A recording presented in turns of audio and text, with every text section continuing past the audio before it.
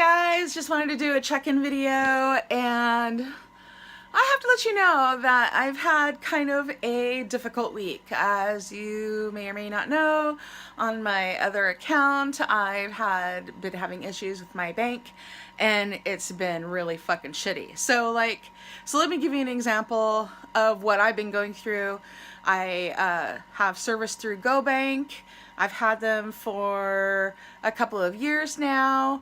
I've had lots of money go in and out of there. They've just, they've been my banking institution for quite a number of years now. But recently, well, actually, this also started in September when I wanted to go down to Grants Pass, wanted to rent a car and go down to Grants Pass, and to be able to travel around and make it easier for me to, get around, right?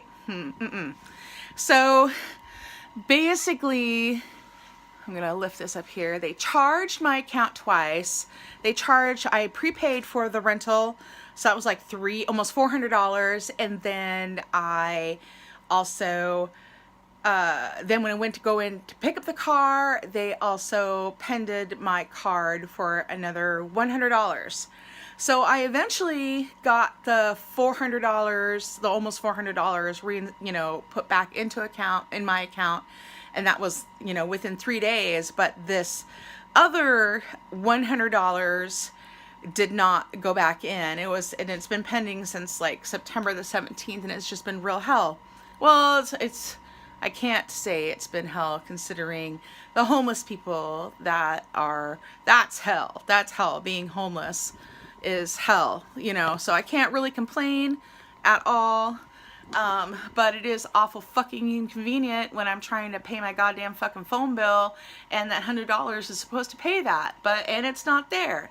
So finally today I was able to get through a customer service representative and was able to discuss what was going on. She was able to help me, and she was actually able to put through the 100. She was actually able to, put back in $100 credit, for all this mess. So, which is fine and great and wonderful. And I thanked her. The one thing that I did want to talk to you about in this particular video is talking to the customer service department.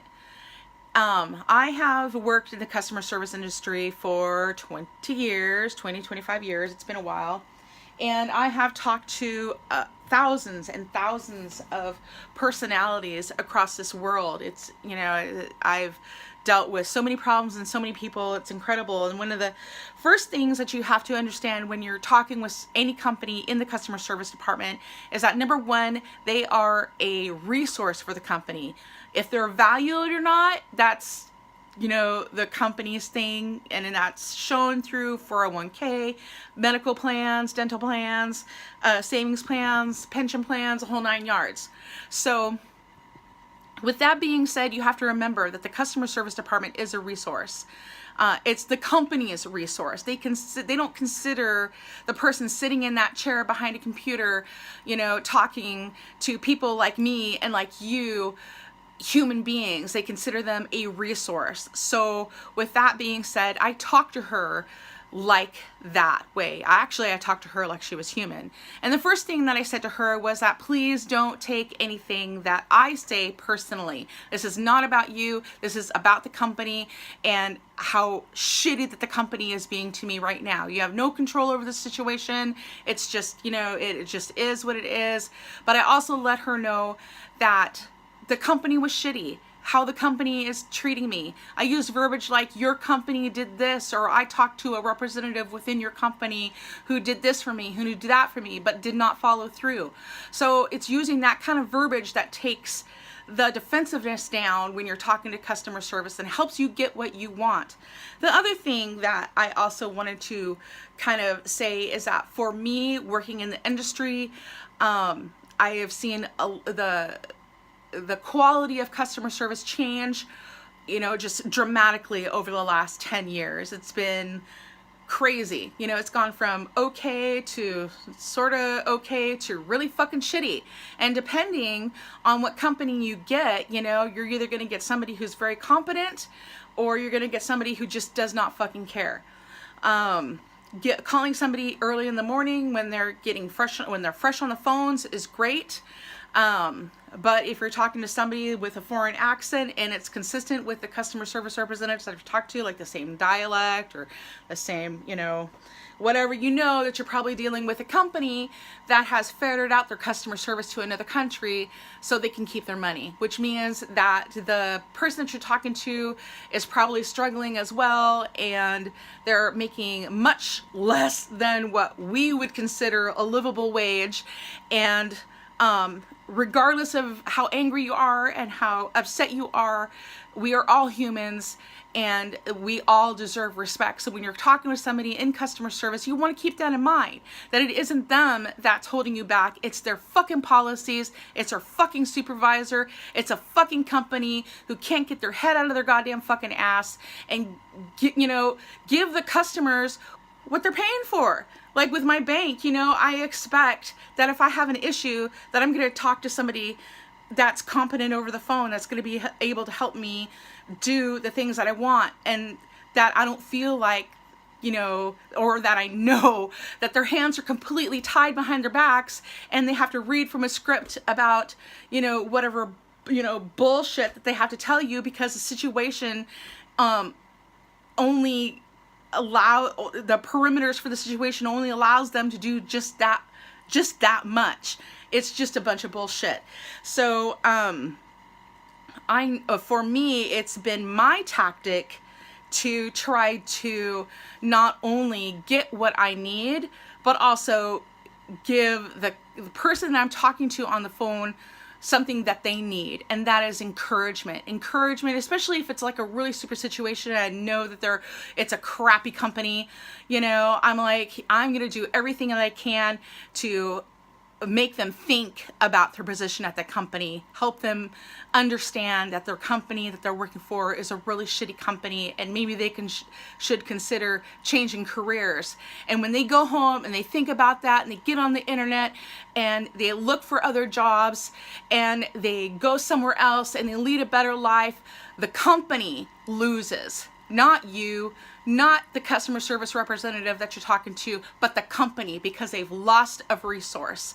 This is a reason why you need to be in your right mind when you're talking with somebody with customer service, because they are human.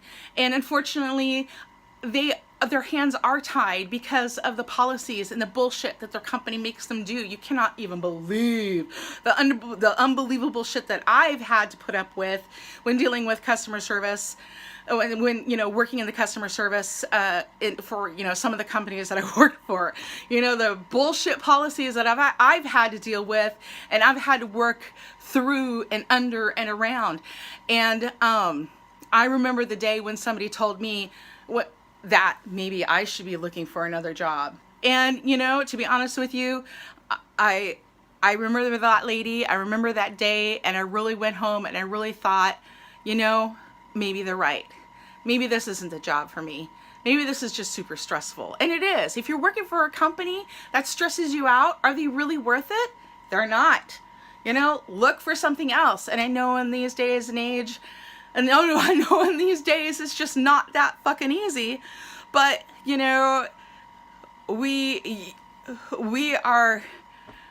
our lives are so short. Our happiness is so vital to each and everyone's one of our success, and it's important to make sure that you lead a happy and healthy life, and that includes your work life. So I hope that this advice helps you. I hope my experience helps you in dealing with other customer service people, to help you understand what they're going through, and to also maybe give you an idea on how to really stick it to the customer service, not to the customer service, but really stick it to the company that you're dealing with by taking away that resource, by taking away that customer service department, by making that customer service representative think about the humanity of the situation, and then go home and think, am I really in the right company?